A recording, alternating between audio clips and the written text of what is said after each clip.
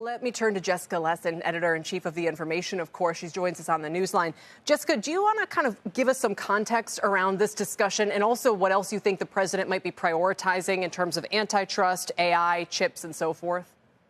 Absolutely, Kelly. I mean, these are the big questions out here in Silicon Valley. And I think the mood among executives is really one of being a little conflicted.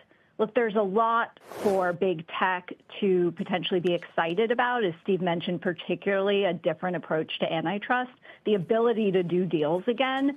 But at the same time, they know that, Trump has been very inconsistent in how he has thought about which companies should do what and so on and so forth. And so there's a real sense in the air of really not knowing, maybe of being a little optimistic in some respect, but also quite cautious. Jessica, do you think it's true, the kind of line of thinking goes that Kate and others have reported on, that whatever the relationship between big tech and its leaders and Trump has been, that he will prioritize them as national giants to sort of go up against those from China and elsewhere? I think to some extent, but how do we jive content moderation with that? Kelly, one of the things Trump has been saying for years now is that he's going to investigate companies that he thinks take too heavy a hand approach to what he calls censorship. And I think one big question is, what is that going to mean for Meta? What is that going to mean for Alphabet and YouTube? Yes, continuing, I think, on AI and making big statements about investment in AI is something we'll hear out of the Trump administration.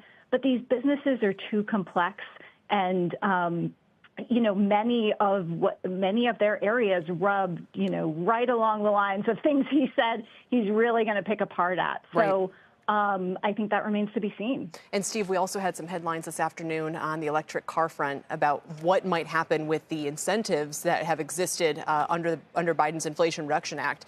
And if the next president wants to, for instance, say, no, the supply chain has to be more U.S. compliant to qualify for those, or just even as its own kind of mandate. So the shares of those companies are selling off. Yeah, and then this is where the Elon Musk factor comes in as well. And that's been one of the big mysteries, I guess, around Elon Musk and cozying up to Trump so much, because so ironically, of course, that he is the electric vehicle market leader, and all these other companies are trying to figure it out. You hear very often on the political right that it is an EV mandate, that, these incentives are designed to kind of force companies to spend too much money for a product people don't want.